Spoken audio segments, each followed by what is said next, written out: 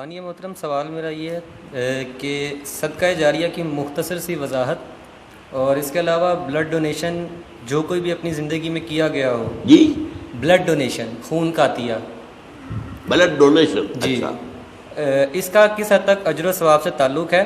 بشرطے اگر عطیہ کرنے والا شخص فوت ہو جائے؟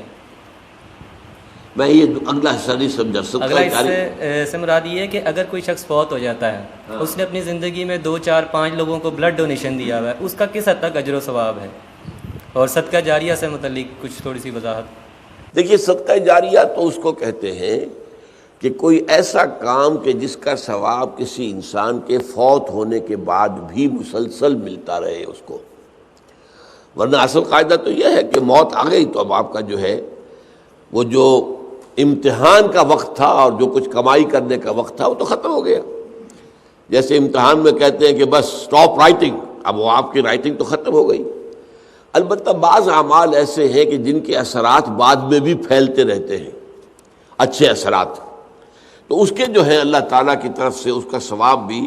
اس شخص کے مرنے کے بعد بھی اس کے حساب میں درج ہوتا رہتا ہے۔ بہترین صدقہ جاریہ نیک اولاد ہے۔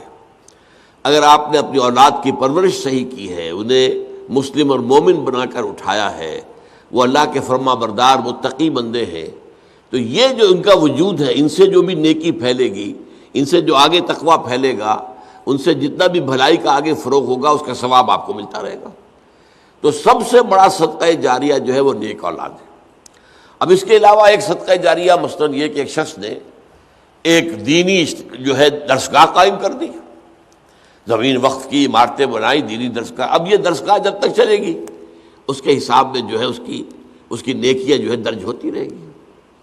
اسی طرح دعوت و تبلیغ کا کام ہے۔ آپ کی دعوت و تبلیغ کے نتیجے میں جن لوگوں کو بھی ہدایت نصیب ہوئی، اب ان کی نیکیوں کا بھی اجر و ثواب آپ کو بھی ملتا رہے گا، اور وضاحت کے ساتھ کہا گیا ہے بغیر ان ينتقص من اجرہ شیء، وہ جو نیکی کریں گے ان کے اجر میں کوئی کمی نہیں ہوگی۔ یہ نہیں ہوگا کہ ان کے اجر میں سے جو ہے وہ دعوت اور تبلیغ کرنے والے کو اجر ملے گا، بلکہ یہ کہ اس کا اجر بھرپور اس کو ملے گا، اور اس کو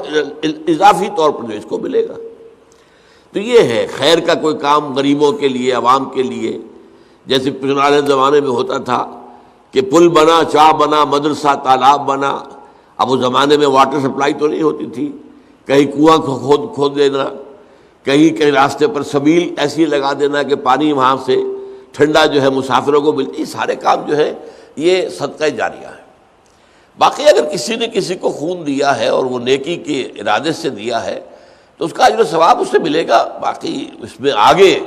اس کے کوئی منتقل ہونے کا میرے خیال میں کوئی معاملہ نہیں ہے۔